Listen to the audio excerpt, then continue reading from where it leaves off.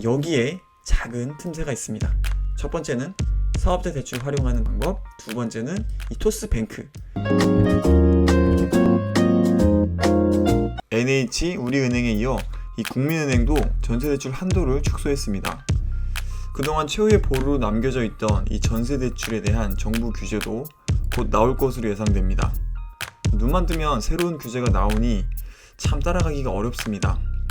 도대체 어느 장단에 춤을 춰야 할지 모르겠습니다만 이 벼락바지가 되지 않으려면 시장의 흐름을 잘 쫓아가야 합니다. 그래서 오늘은 전세대출 규제가 불러올 나비 효과로 향후 집값이 어떻게 될 것인지 조심스럽게 전망해보고 뒤에서는 이런 규제에 어떻게 대응하면 좋을지 풀어드리겠습니다. 이미 주담대 신용대출 규제를 강력하게 시행하고 있지만은 이 가계대출은 지속적으로 증가해서 좀처럼 잡히지가 않고 있습니다. 정부는 갭투자에 활용된다는 이유로 전세대출을 들여다보기 시작했고 이 무주택자의 전세대출의 일부가 이 주식이나 또 코인 이런 용도로 흘러가고 있다고 의심하고 있습니다. 이에 대한 반응은 아니 정부가 집값을 올려놓고 이 전세도 못 살게 한다는 국민청원이 등장할 정도로 이 실수요자들의 공분을 사고 있습니다. 참 안타깝습니다. 자, 전세대출 규제로 집값은 어떻게 될까? 이 부분에 대해서 한번 알아보도록 하겠습니다. 전세대출 규제로 인해서 전세대출금이 줄어든다면 바로 생각할 수 있는 게 반전세의 증가일 것입니다. 지금도 반전세가 좀 늘어나고 있는 추세인데요. 아마 이것이 가속화될 것으로 보입니다. 그러면 이 주거비용에 대한 부담이 늘어날 것이고 그나마 이 전세로 버티고 있던 분들도 대출 없이는 증가분을 낼 수 있는 방법이 없으니 아마도 이 두 가지 방법으로 선택을 하게 될 겁니다. 첫 번째는 연끌을 해서 살 수 있는 수도권 내의 아파트, 좀 외곽으로 밀려나는 거죠. 이런 아파트를 산다라고 하는 것과 서울이나 뭐 살고 계시던 곳에서 그냥 주변에 있는 좀 저렴한 빌라나 오피스텔로 이동하는 방법, 아마 이 두 가지 방법일 건데요. 이러한 분위기로 인해서 빌라나 오피스텔의 가격도 현재 급 상승 중에 있습니다. 특히 내년 8월이 되면 임대차법 시행 2년이 되는데요. 이런 경우 이제 신규 계약을 하게 되면 5%과 상관없이 보증금 증이 가능합니다.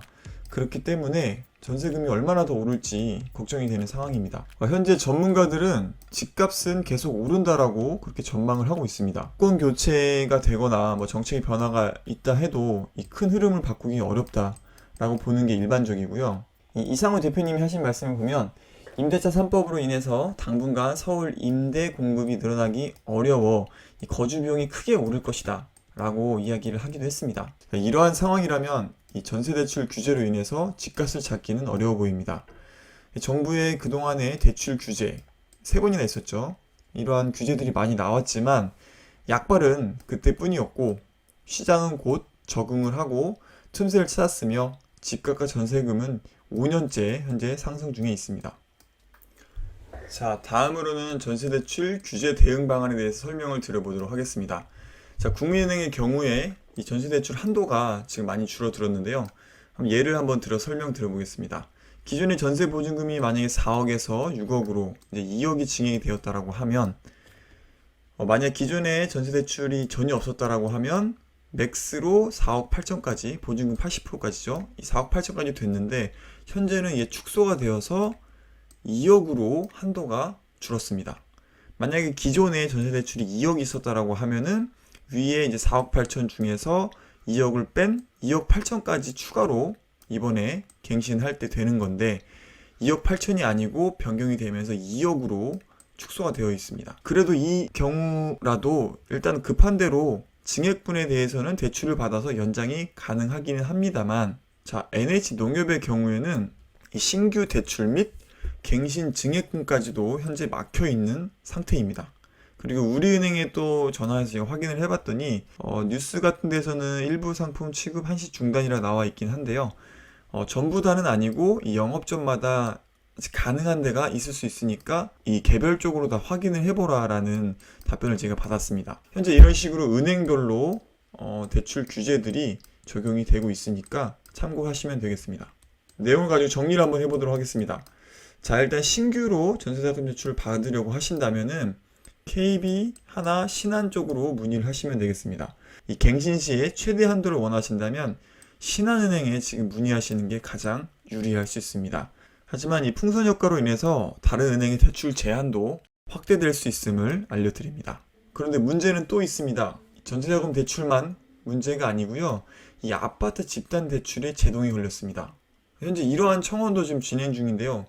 아파트 사전 청약 11년 만에 입주하는데 집단 대출 막아놓으면 실수요자 죽어야 하나요? 뭐 이런 내용이 있는데요. 이 국민은행의 경우에 잔금 대출 산정 기준이 변경이 되었기 때문에 대출 가능한 금액이 현저하게 줄어들었습니다. 중도금 잔금 대출에도 이 규제가 들어가고 있습니다. 이 표를 보면 설명을 드려보겠습니다.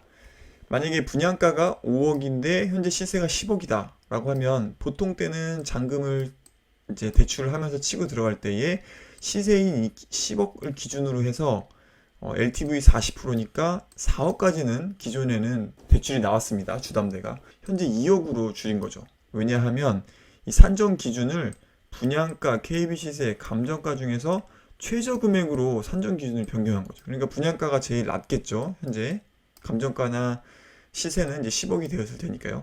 그러면 이제 5억을 적용해서 40%를 넣으니까 2억이 되는 거죠. 이렇게 현재 한도가 줄어들었습니다. 그래서 시중은행 관계자는 이렇게 얘기를 합니다. 통상 분양가보다 입주 때 시세가 2배 넘는 곳이 많은데 이 실수요자들은 반드시 자금 조달 계획을 미리 세워야 할 것으로 보인다. 내년에도 대출 제한이 풀릴 것이라는 보장이 없다. 이렇게 얘기를 했습니다. 아니, 그러면 대출이 아예 막혀 있는데 이 무슨 수로 자금 조달 계획을 세우느냐 하실 수 있겠지만 여기에 작은 틈새가 있습니다. 첫 번째는 사업자 대출 활용하는 방법, 두 번째는 이 토스뱅크 10월 5일에 출범하는데요. 이 대출 가뭄의 단비와 같은 소식이 있습니다. 이 주담대와 전세자금 대출을 모두 막아놓은 이 NH에 한번 문의를 해봤더니 사업자 대출을 활용하는 방법을 알려주더라고요. 최근에 사업자 대출이 증가하고 있는 이유도 이것 때문인 것 같습니다. 자, 개인의 사업자 등록증이 있다면 임대사업자 제외하고요.